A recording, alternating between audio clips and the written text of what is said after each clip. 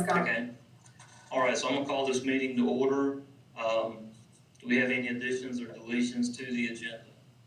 No, sir. Hear none. Well, before we do start, I need to do a roll call since this is virtual. So you can just signify by saying here. Paul? Here. Kathy? Here. Jean? Here. Miss Judy? Here. Miss Helen? Here. Mr. McCotter?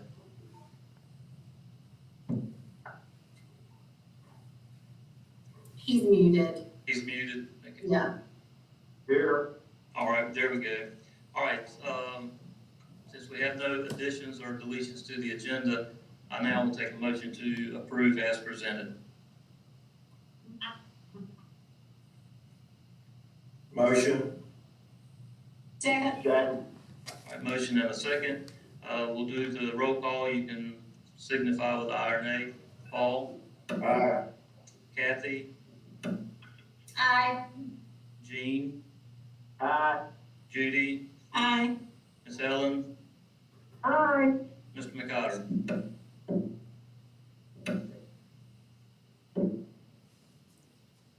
You still with us, Mr. McCotter? Aye. Okay, there we go.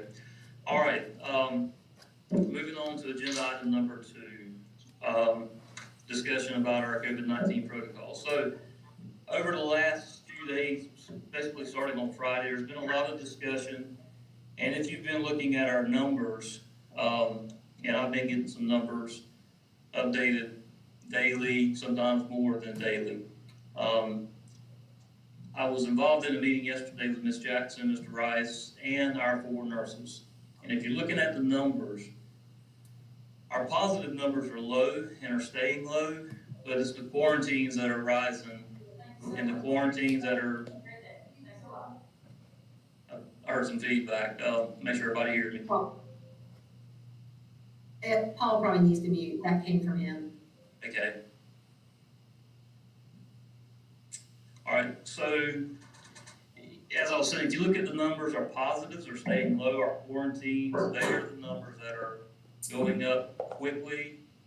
That's the number that's keeping kids out of the classroom, out of our schools. So in the meeting yesterday with the nurses, all 4 of the nurses agreed that masks will help keep our kids in school.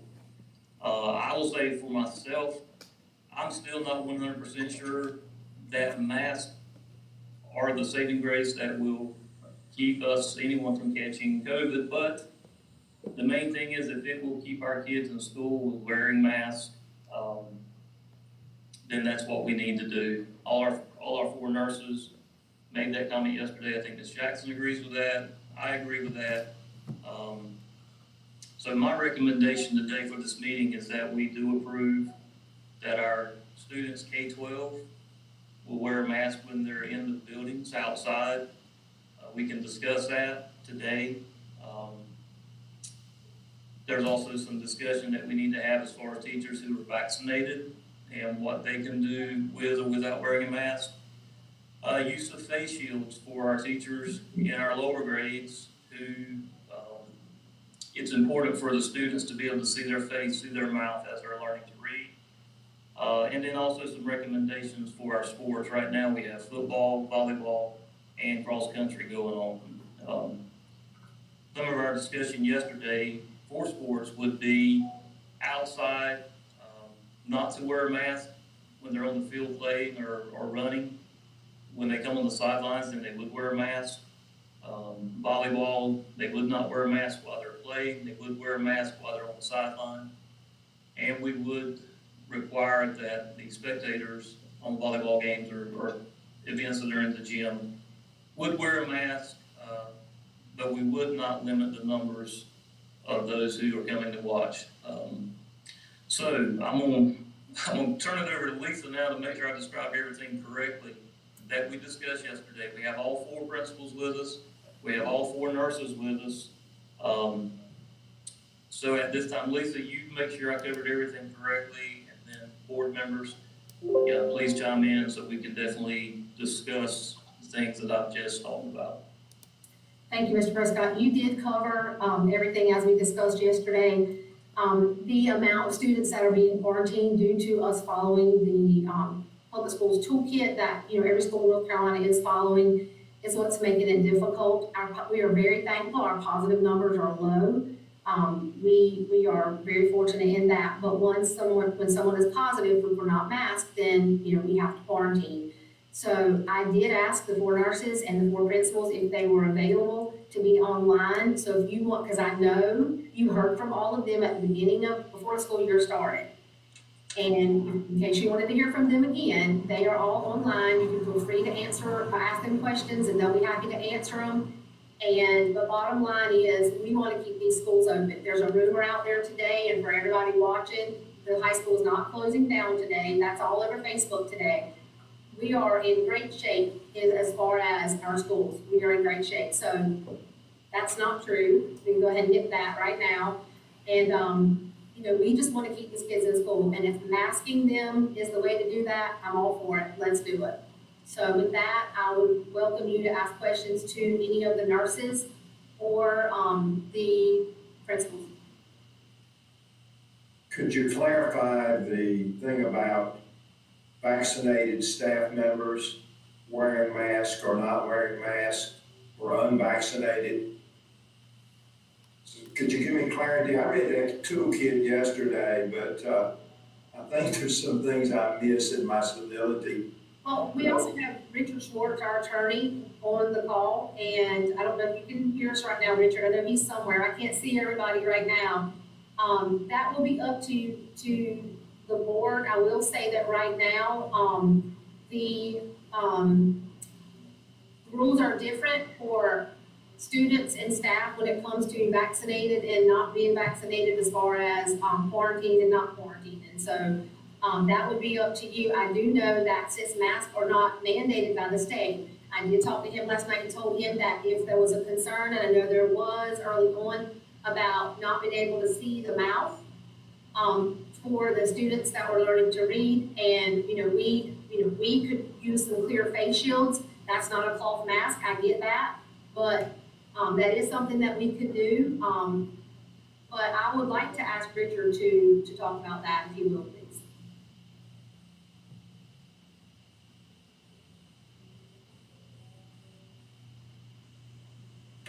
Hang on 1 second, let me make sure he's here.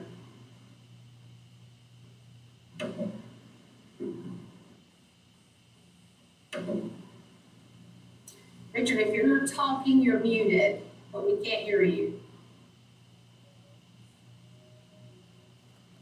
Never known Richard to be at a loss for words. I know.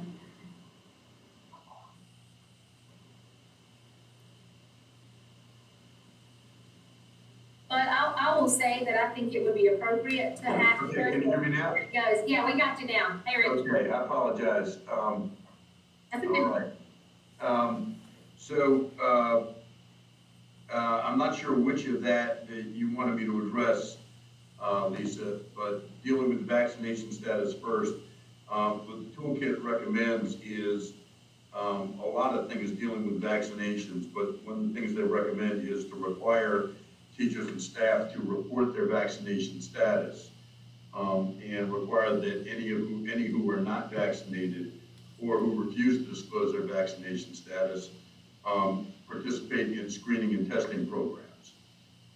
So that's what the toolkit recommends on that.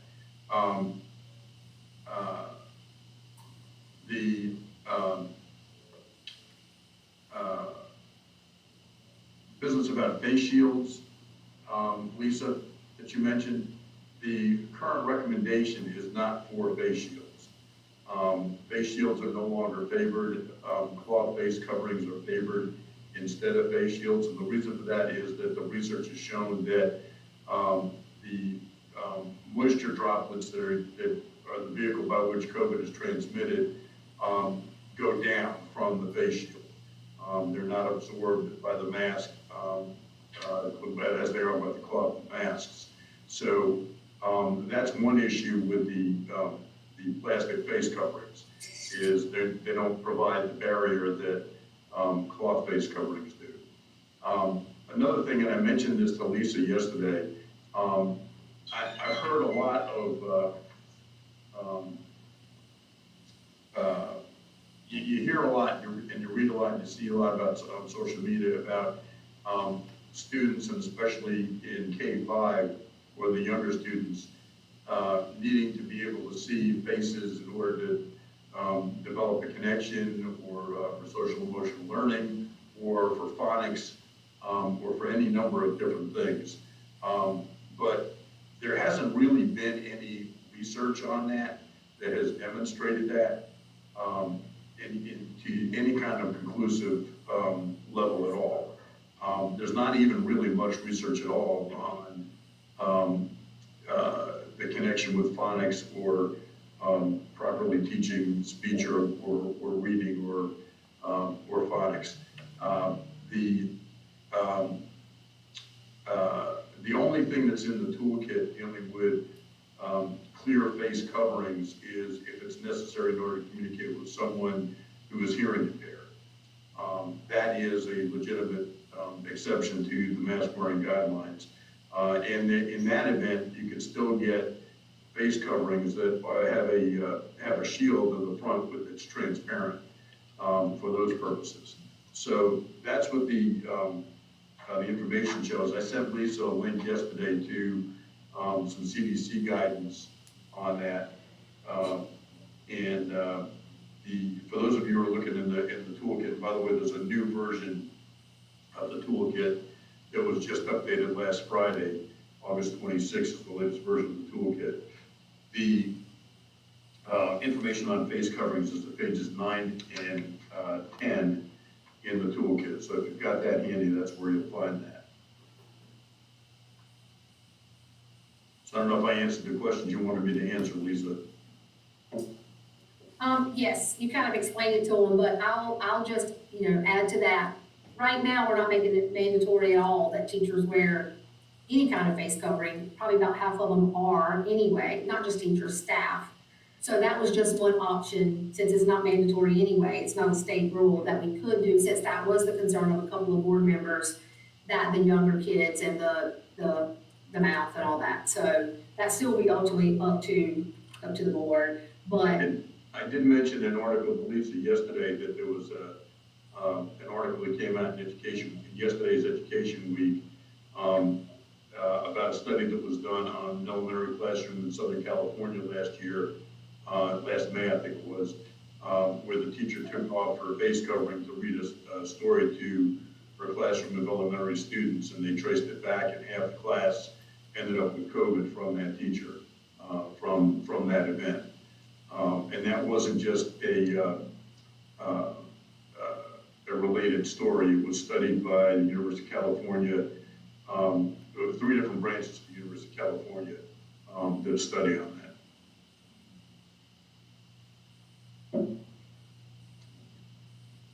So I know I've kind of gotten away a little bit from the K-12 piece, I guess, but you did ask about that, Paul. That would ultimately be up to the board, how we want to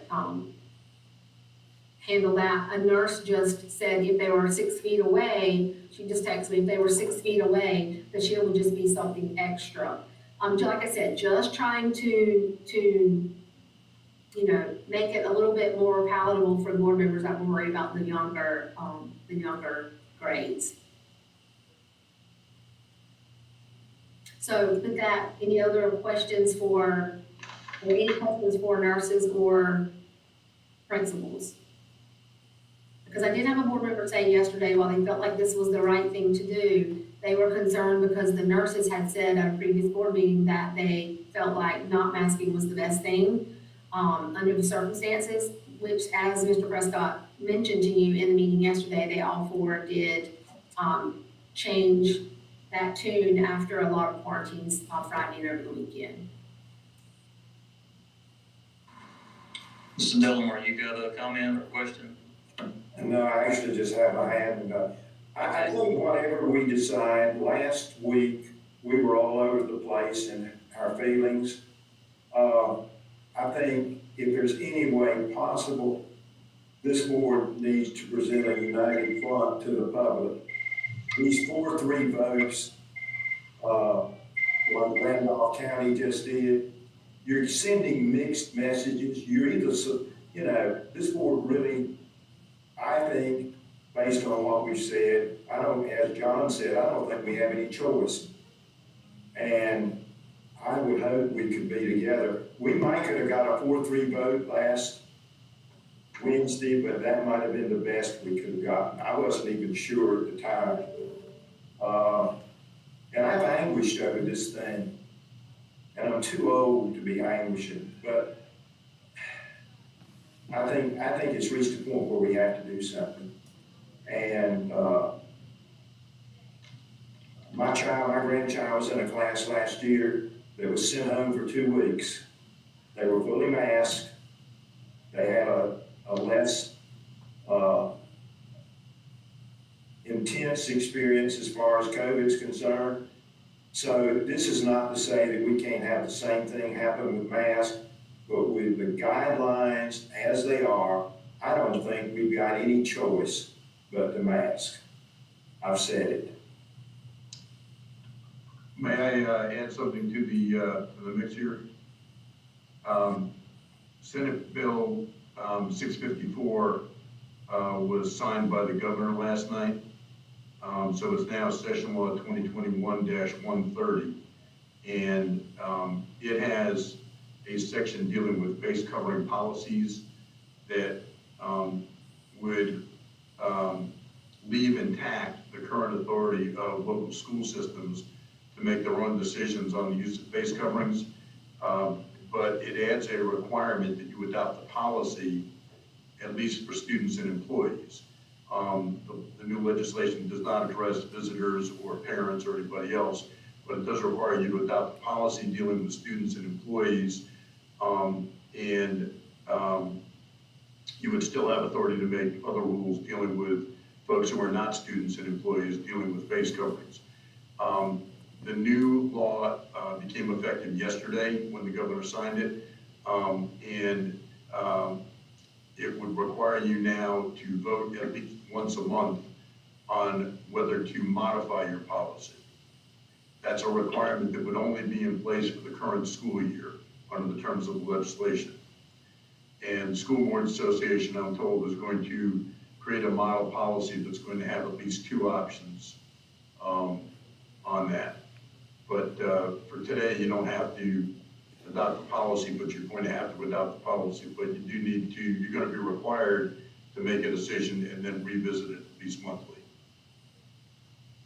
Lisa, do we have this motion that we're talking about in a written form that can be read aloud for someone that didn't make? Because, I mean, John outlined it and you confirmed it, but I want to make sure that this thing is clear to our public. Richard, is it okay, because I've got notes here in front of me. Is it okay? Yeah. I would like to ask a question. Okay, go ahead, Ms. Dunbar. If we're going, if we're moving towards a motion, I have a couple of questions. Mr. Prescott, when you were outlining earlier, could you go back over what you were saying about the students wearing masks outdoors? They would have to. Yeah, what we had discussed yesterday, when the students go outside, say elementary, primary school, Anderson, and when they go outside, then they would not have to wear a mask. They would have to wear it when they come back in the building. For sporting events, say with football or cross country, when they are actively participating in the sport, they would not wear a mask, but when they're on the sidelines, when the cross country event ends or football's on the sideline, then they would wear their mask. Did I answer that correctly, Lisa, based on what we talked about yesterday? Absolutely. Okay, John, what about during practices? I think it would be the same whether games or practices. Were the coaches in? Were the coaches in on the discussion? I'm just thinking about being outside and it's outside and it's hot and if the athletes are able to social distance outside. I mean, they can really social distance outside. I would just be interested in knowing what the coaches felt about wearing the mask on the sidelines, say for football.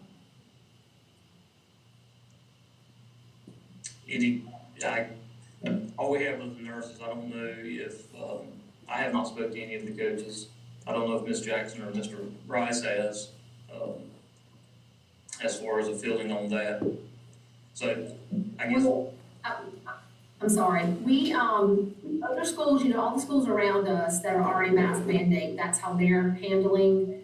And actually during, an athletic, I mean, if there was to be a positive case, with athletics, it does not matter if you're masking or not, it matters as far as transmission, but not as far as quarantining. That's in the toolkit, so it's a little bit different with athletics. So, but this is following the same guidelines that the districts around us are following for athletics and outside activities.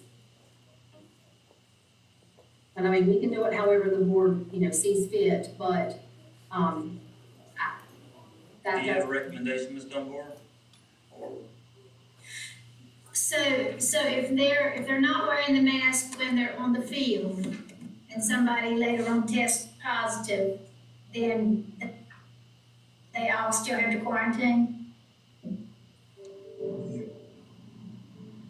if they were within the social distance and for more than 15 minutes, yes.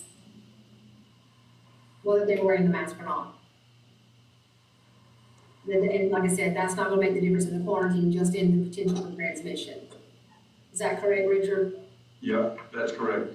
And that was, that particular section of the toolkit was the only change that was made to the way it's version of the toolkit.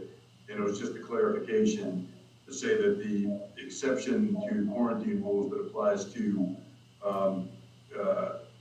students not having to quarantine if both were masked indoors, that exception applies to exposures in the school setting and in school transportation, but it does not apply to exposures during extracurricular or athletic activities.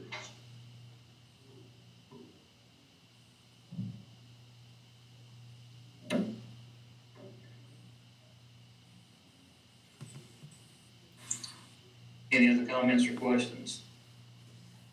Mr. Prescott, I do have a question in reference to the masking for teachers and the other facility staff. Are we vote on that as well? If the guidelines suggest that they should be masked, are we voting on the staff and the other teachers as well? Yes.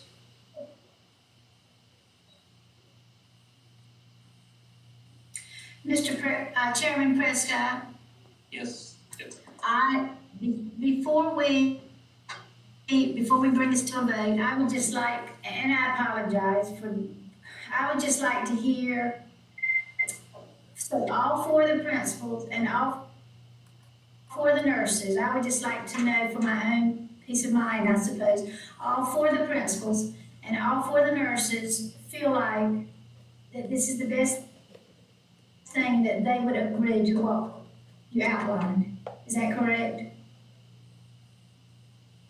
I think we have all four principals and nurses online, so let's hear from them. We'll start with the nurses first, and if we want to start from the primary school and get to the high school with the nurses, and then the same with the principals.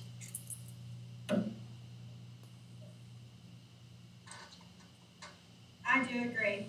In regards to how the toolkit is written, I think it's the best decision for our staff and students.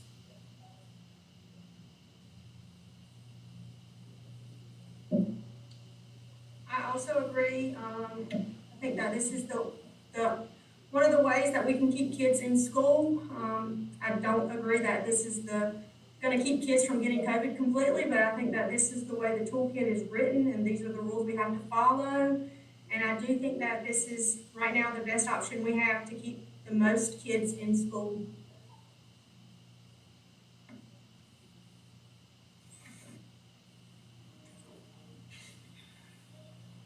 I agree also. I think we would have avoided 2 large groups at the middle school and high school had we had masks on last week and this week. So it definitely will keep them in school. It's not gonna, I don't think it's gonna help us as so far as the spreading of COVID, but it will help with quarantine.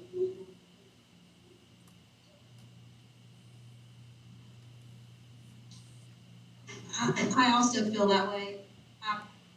I spoke at the last board meeting, but now that I've been here, I worked about 8 or 9 hours this weekend. We answered calls, questions. I called parents all day Saturday, from a total of, at the time, 2 COVID students.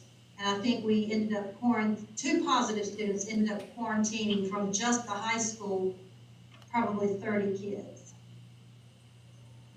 And I made every one of those phone calls. I have been glad that I just can't do this every day and every weekend and every night. We sit up at night, we chat between the nurses. It's just more, in the long run, do I think a mask makes a difference in whether we're gonna catch COVID or not catch COVID? I still have not changed my thought about that. But if we were talking about keeping children in the classroom and learning, it is the right thing to do at this time because it's a mess. And we've got a bunch of children out of quarantine right now that have been exposed. And I can only speak from the high school, but it's it's not good.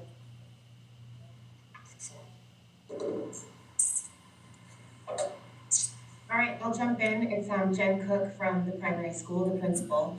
And I want to speak for 2 seconds just a little bit about the importance of children seeing their teachers and the teacher assistants' faces. Those of you who have spoken up for that, I agree with that. I think there's validity to it, research or not. There's better connection with younger students when they can see a child's face and when somebody says apple, that a child can copy what their mouth looks like. I say that and then I follow it up with, however, it would be more detrimental to children to have to stare at their teacher through a Zoom camera because we've all been quarantined or because their whole classroom got sent home or because their teacher. That piece to me is more detrimental than it is for them to wear a mask and have to make accommodations for over enunciating things, showing children how their mouth should be moved, showing videos. I think that there is definitely power to that. I know that that's a piece for me as an early education teacher all these years too, that children do need to see your face, but I'm gonna back that up with it's more important right now in this moment for children to be in school. And if masks is what it takes to keep our children from being quarantined, according to toolkit, according to whether or not it works, according to whatever that is, we're gonna do it. I feel confident that my staff will be on board with doing whatever we need to do to keep kids in school. Thank you. And I just want to second what everyone else has already said. I think because of the toolkit, our hands are just really tied right now. I think we gave it a shot and we gave it time and we've tried it, but day after day, we're sending more and more kids home. And it's not because of, it technically is because of masks, and I second what everyone else kind of thinks. We don't know if that's really stopping the spread. We can't really speak to that, but at the end of the day, while we have a choice with masks, we don't have a choice with the conditions that we have to send home kids for, and why we can and can't quarantine kids. That's not our choice, and we're sending kids home every day. And I think we gave it a fair shot, but at this point, I just think it's getting to be too much, and it is a lot of strain on our nurses and our teachers, because now they're having to balance. Last year we had a lot of teachers that were fully online, and we started the year that way, and they were able to really figure out their day and plan more accordingly. And now there's this whole issue of we've got kids on quarantine and kids that are live face-to-face every day. Our teachers are having to balance that already. And it's just the second week of school, and it's not getting better, it's only getting worse. So, I hate to say it, but our hands are just tied right now. So I agree with what everyone else has already said at this point.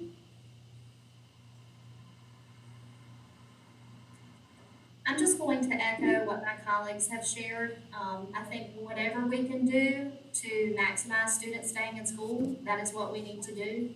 I also agree with Ms. Alexander wholeheartedly that this, the more students that we have quarantined, the more stress our teachers are under.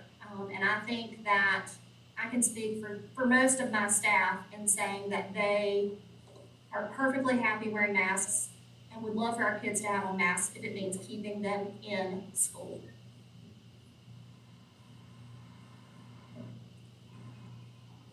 I don't necessarily have anything to add to what my colleagues have said. I hate masks, but I will come in a full hazmat suit to keep students and teachers in our building and school going as it should. The majority of our parents at the high school that have been ugly to Ms. Becker, it's been because their child, while he or she masked, the person that they were exposed to was not masked. So then they're very upset because, well, my child is masked. Why do they have to quarantine when the other student wasn't? And that's the toolkit that we're following. So I'll do whatever it takes to keep our schools open and our kiddos with us. Because I hate remote learning more than I hate masks. Amen. Yeah. Mr. Prescott, if I could just jump in and just say, you heard it from, the principals and the nurses, and whether or not you agree with what they're saying about masks or what we want kids in school. 100%, we want these kids in school as much as possible. And if making K-12 mandatory masks, and let's look at it every single board meeting, and you're according to Mr. Schwartz, there's gonna be some things we're gonna have to do every month anyway. But even without that, I think it's something we should talk about and look at every single board meeting. Where are we? You guys get the update of the numbers every single day. And we even updated it at 11:30 or 12 o'clock today, so you would have the most recent numbers. So I think hopefully Ms. Dunbar, that helped you with what you needed to hear. I've got one area that I want more clarification on. The masking of athletes that are outside. That's still not crystal clear to me. I know that other schools that adopted this policy did not require the masking of athletes outside. Could somebody speak to this? Is everybody requiring students to be masked if they're on the side? For example, if they're on the practice field in football, they're all on the practice field. They're not on the sidelines necessarily unless it's a scrimmage. So it's not clear to me what the advantages of masking athletes outside. And somebody please speak to that, because I'm just not clear. I guess that can be our decision, Mr. Delmore. We can easily put in our motion that for the students and athletes when they're outside. I think we're going to address this again on the 8th of September, right? Yeah, yes. And how does the rest of the board feel about that?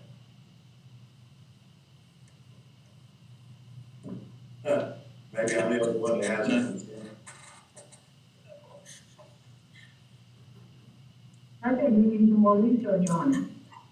Well, and it's like, I think it's gonna help with transmission. It's not gonna help with the quarantining. Yeah, that was the question I had. I think we're meeting today over quarantine. Yes. And I think that's the primary goal here, is to limit the number of kids being sent home.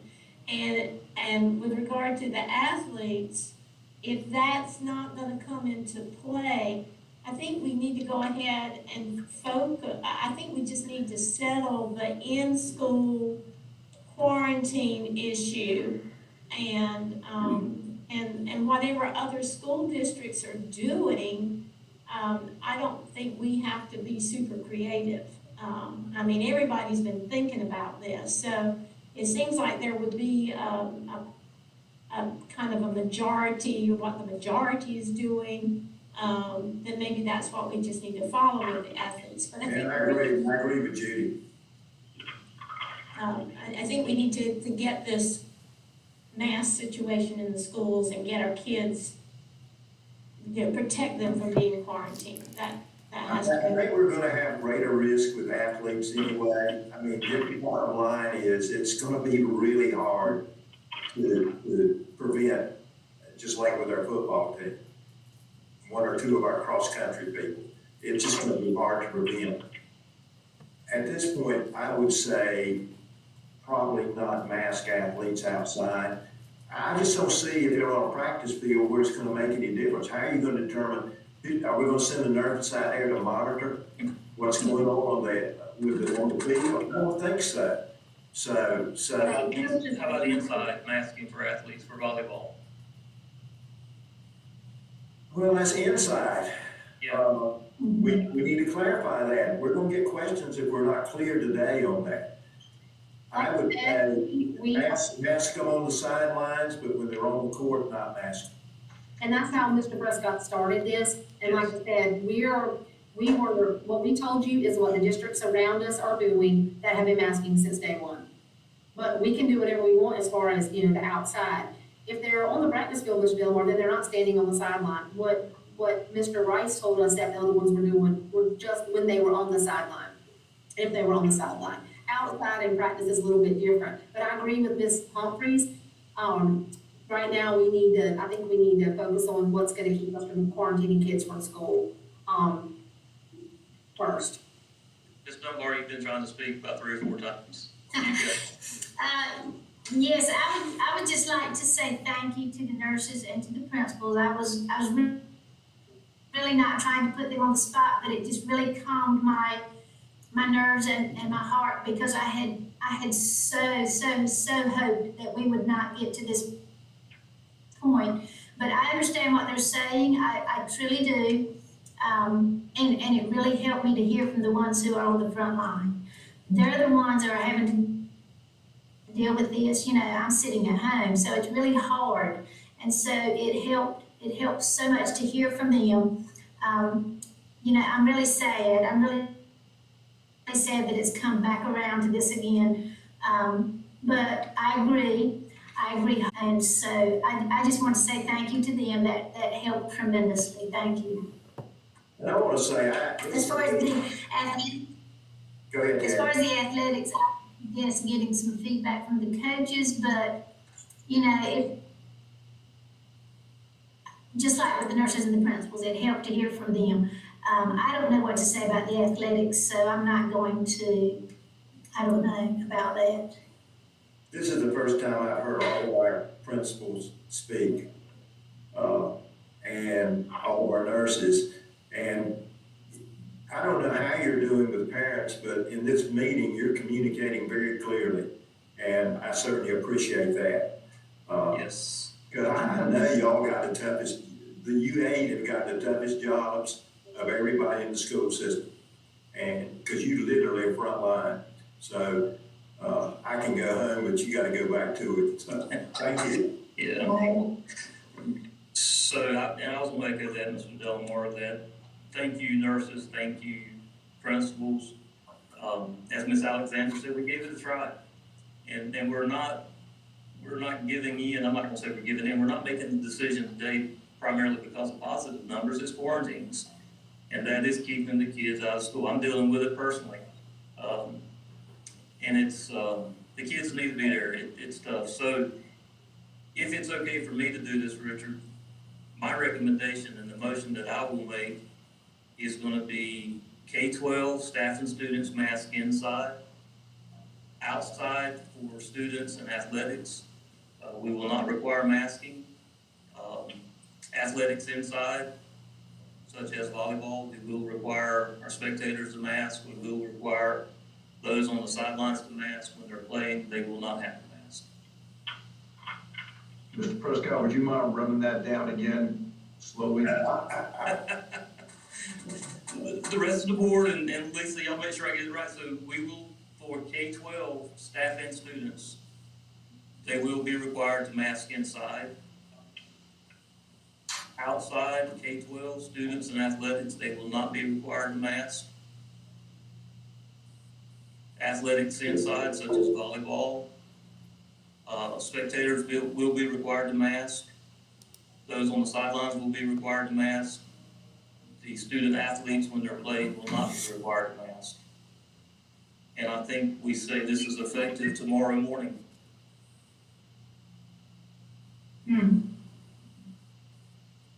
I agree.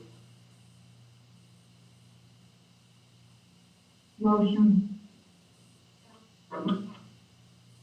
I agree. So am I allowed to make that motion, or someone, as I did, or do we need somebody else to do it, Richard? Ms. Robinson just made that motion, I think. Okay, And Gene seconded. and Gene seconded it, okay? All right. All right, so we'll go Ms. now. Holton has her hand raised, Mr. Prescott.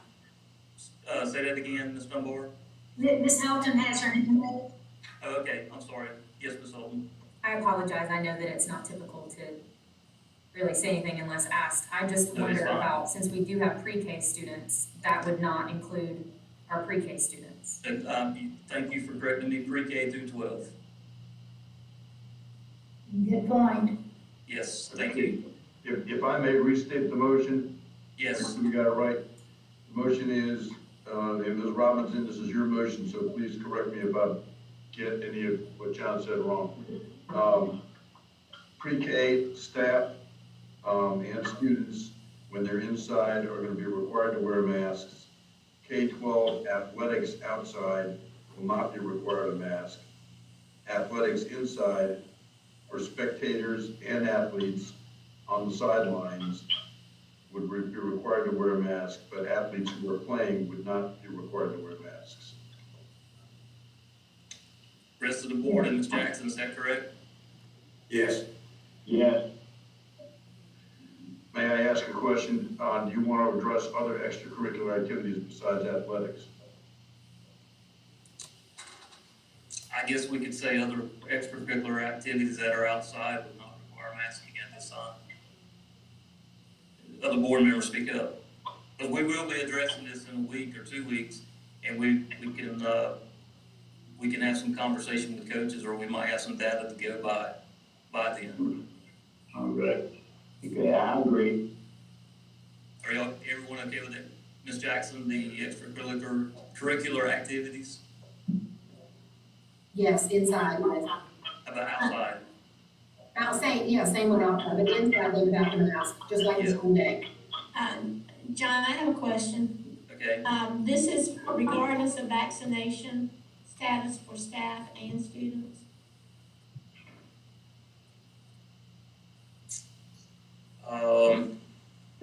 Yes. I don't think. Yeah. For students, it would be problematic, there would still be a quarantine, for staff, it would not be. If the goal is to reduce quarantines, vaccination status doesn't matter, it's whether they're both masked. Okay, thank you for the clarification. yeah, I will say this time, yeah, we keep it at that, and as Richard has told us with this newest legislation, we're gonna be discussing this a lot. So we can make changes when we can. Is everyone okay with the motion? I'm sorry, excuse me, it doesn't, the vaccination status does matter, excuse me. I'm getting ahead of For the myself. adults, it does. It does for the adults, I have some children that are vaccinated too. right, but it's not gonna matter for quarantine for the children, but it does for the adults, according to the children. Okay, what are you saying, Lisa? I still think it needs to be everybody for now, but for the adults, and that was based on that meeting that I was talking about yesterday, for the adults, there's not that exemption, that vaccination, making the difference. I would have to find it now. It's But I think they should mask on. I agree. And I do think that would be an incentive for our staff eventually, but I think right now, mask all, that's what we can look at on I agree. I agree. We're meeting on the 8th, we can always tweak it. Correct. Are you, do you intend in this motion to cover, parents and other visitors and vendors that are coming to the school? Yes. Okay. And we already have that, they have to have a mask on when they come to school anyway. So if that's the case, then anyone going into a school building has to be masked. Yes, Pre-K-12 staff, students, or visitors to schools inside would have to be masked. Is that what the motion should be? I think so. yes, yes. Ms. Robinson, is that your motion? That's the motion. Okay, staff, students, and visitors. Would you like me to restate the motion with everything that you've added in here? Sure. All right, Ms. Robinson, your motion would be pre-K-12 staff, students, and visitors inside school buildings are required to wear masks. K-12 athletics outside would not be required to wear masks. Athletics inside, masks would be required for spectators and athletes on the sidelines, but not for athletes while they are playing. That is correct, yes, sir. And other extracurricular activities outside would not be required to have masks. Yes, sir. Okay, that's your motion, Ms. Robinson. Is that second, Gene? Yes. Okay. Okay, we have a motion and a second. I think we're through the discussion. I'll ask for, I'll do the roll call vote. Response, Paul, Yes, before. Kathy, Yes. Jean, Yes. Ms. Judy, Yes. Ms. Helen, Yes. Mr. Cotter, Yeah. and yes for myself. The motion carries with a unanimous vote. Thank you. I thoroughly thank everyone that's been on this call, especially our nurses and our principals for taking the time. You are the boot on the ground, and we have to trust what y'all are telling us, and we do.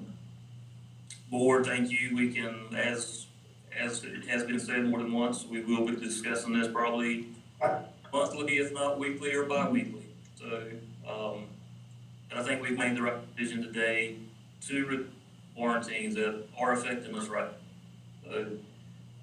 So, if there's no other business to take care of, I will entertain a motion to adjourn. Motion. Second. Motion and a second, our roll call vote. Yes, Paul, have you already left us? Yes. Kat, Yes. Jean, Yes. Ms. Judy, Yes.